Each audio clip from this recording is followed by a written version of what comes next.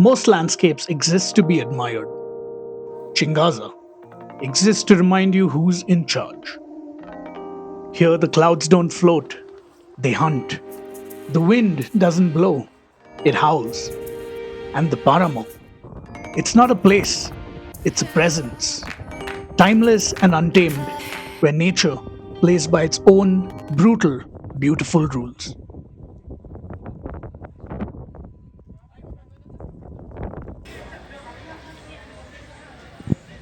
Our adventure began in the little town of Fómeque, just east of Bogotá.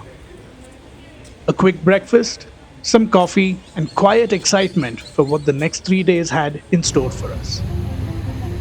Three vehicles stacked with camping gear and supplies. We were off.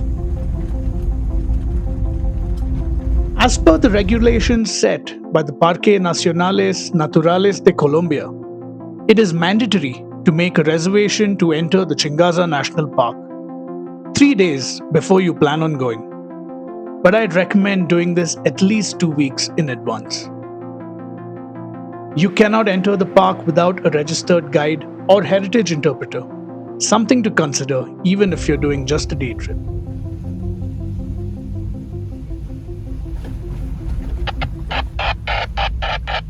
We left the sleepy mountain town of Fómeque behind and immediately began heading towards the clouds. Chingaza National Park is located in the eastern Andes of Colombia, northeast of Bogota, spanning over 76,000 hectares across both Cundinamarca and Meta departments.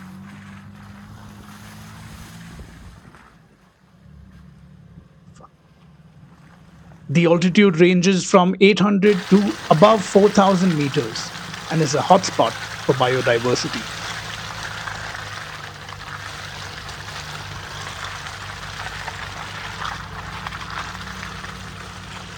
As we climbed higher in elevation, the gravel switchbacks turned into bog pits. The trail became less a road and more a suggestion.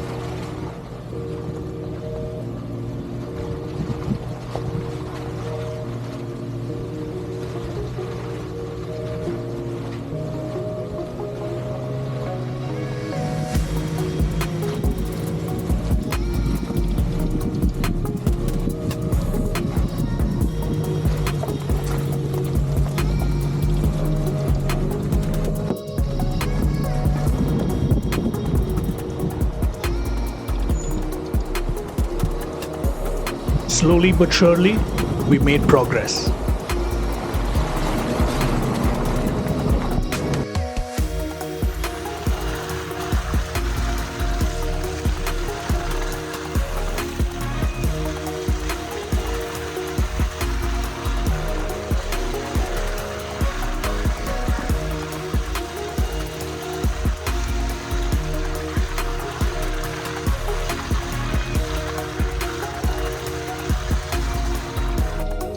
Once you cross 3,200 meters, the trees begin to disappear. You've entered the Paramo, a rare ecosystem that exists only in a handful of places on Earth.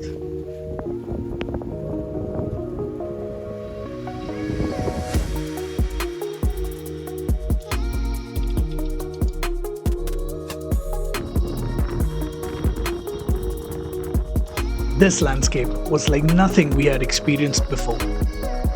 Clouds, mist, a unique shade of green, and views for days.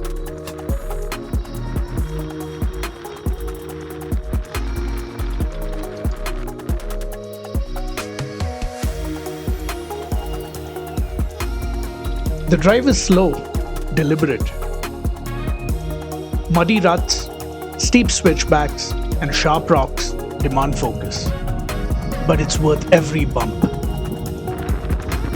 As the air thinned, so did the line between grip and traction. But then, like an oasis in a sky full of fog, Laguna de Chingaza appeared.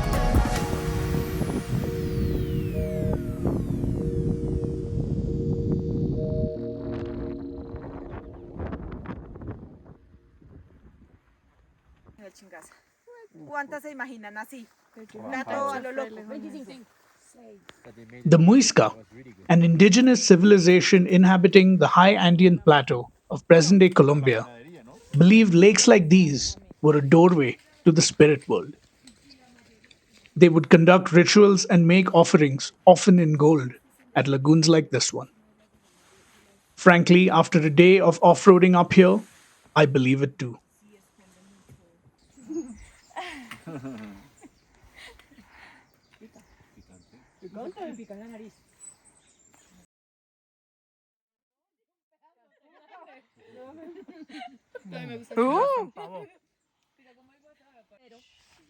Y que digamos de cierta manera cumplen una función tanto ecosistémica, digamos, y también a nivel cultural, por decirlo. We explored the area around the lagoon on foot. At first glance, the Paramo looks like a landscape designed by someone who's only ever seen plants in a biology textbook. But these shaggy old creatures, frailejones, are climate warriors. They soak in moisture from the fog and slowly release it into the soil, like monks dispensing ancient wisdom. This isn't just any lake, it's part of Colombia's water factory, a sponge like ecosystem called the Paramo, a hydrological powerhouse. 80% of Bogota's drinking water starts here. Yes, while you're brushing your teeth in the capital, you're actually drinking cloud juice from up here. Chingaza is also known for its wildlife. It is home to condors, pumas, white-tailed deer, and the spectacled Andean bear. All elegant, elusive species built for conditions like these.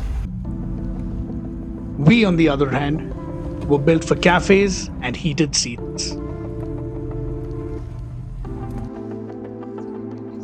Setting up camp above 3,200 meters is no joke. The air is thin, the wind never stops, and the temperatures start flirting with zero. But this didn't matter.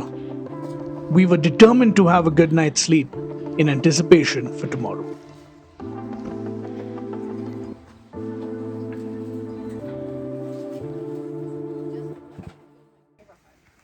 An early start on day 2 brought us to Sendero Suasie.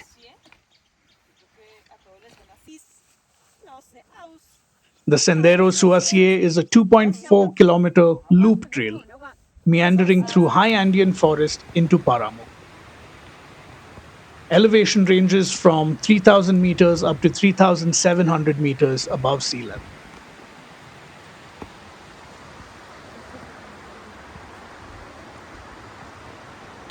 The trail begins with a boardwalk through dense and humid Andean forest, opening up to a viewpoint overlooking the Chuza Reservoir and surrounding mountains. Known by the Muisca as Suasie, House of Gods, or Sun and Water, reflecting the spiritual reverence they had for this territory.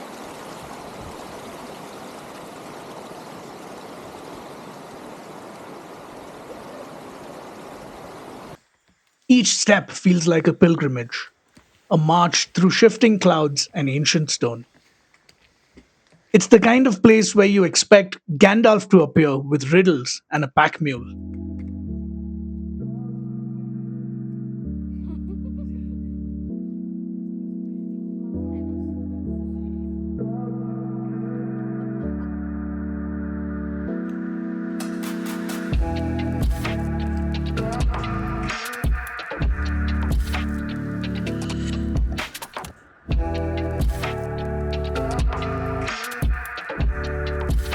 The trail continues as a dirt path, climbing to a lookout with sweeping panoramas. Ideal for spotting cloud-shrouded peaks and even condors overhead.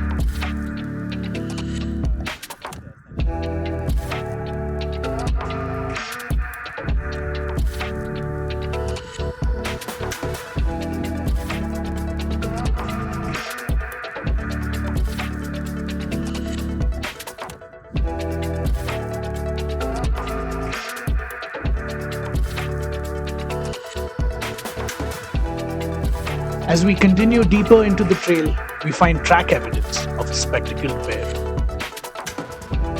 These elusive giants use certain plants as their nest in order to rest and eat. The landscape in the Paramo is dominated by frailejones.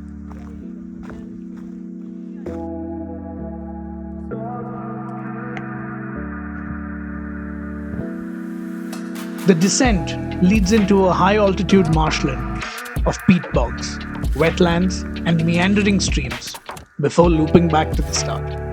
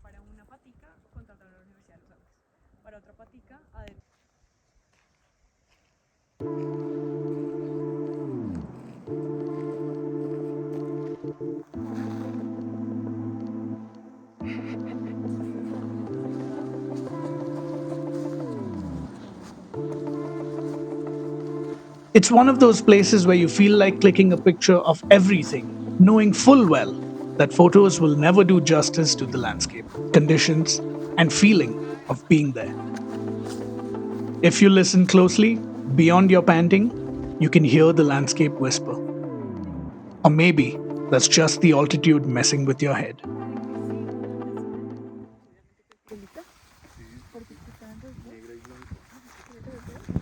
Waking up on our final day here was bittersweet. The night had been cold, wet, and windy, and our bodies were starting to feel it. The plan was to hike up to Laguna Seca. We packed up camp and hit the trails. There was a call on the radio to come to a gradual halt. A pair of white-tailed deer were casually grazing by the side of the track. Having spooked the deer, we carried on.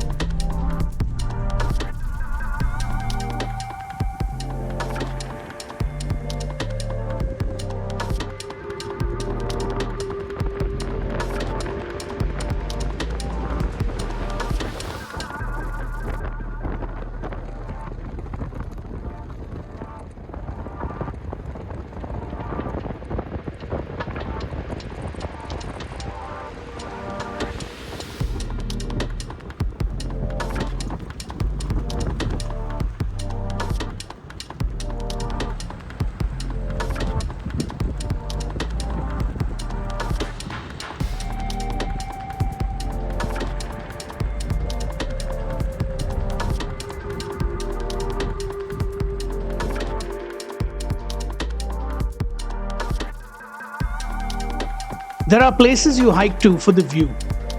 Laguna Seca is not one of them. At least, not right away. You start this particular jaunt at roughly 3,300 meters above sea level, where the oxygen is low, the temperature is lower, and morale, well, that begins to evaporate like the morning mist.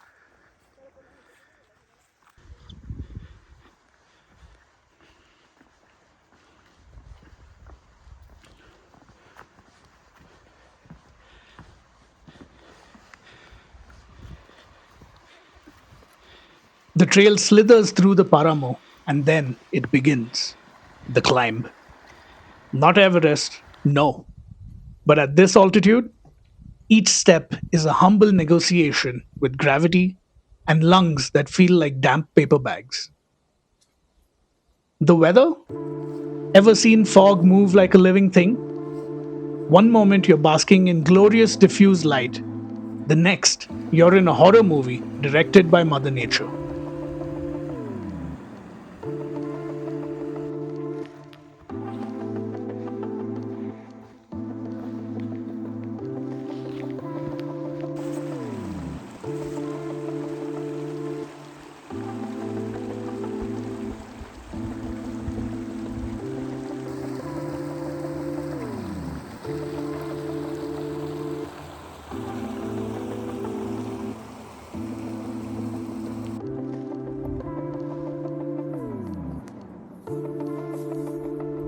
After about an hour and a half of mud, slippery rocks, heaving lungs, and a worsening cold, we had a decision to make: continue on misfiring cylinders or turn back and fight another day.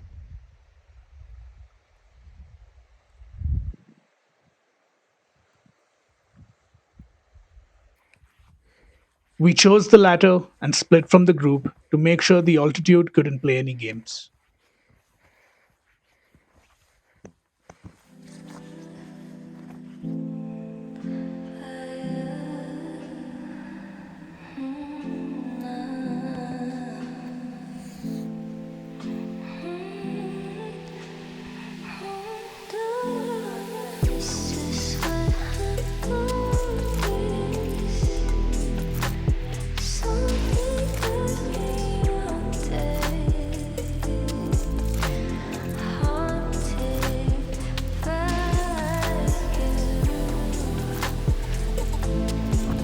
In a world obsessed with speed, comfort, and connectivity, there's something deeply humbling about a place where none of that matters.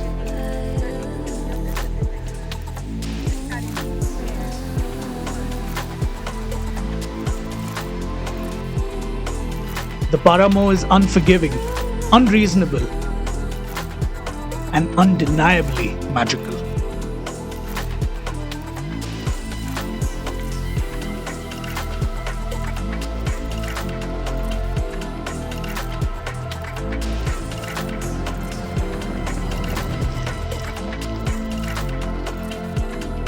It teaches you that resilience isn't loud. It's slow, foggy, and covered in moss. And maybe that's what we need.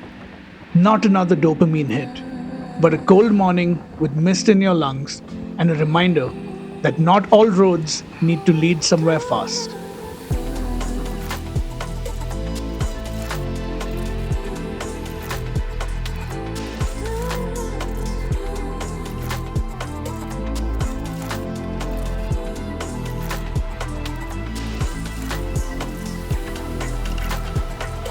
Sometimes, the most meaningful journey is the one that forces you to crawl through mud and just listen.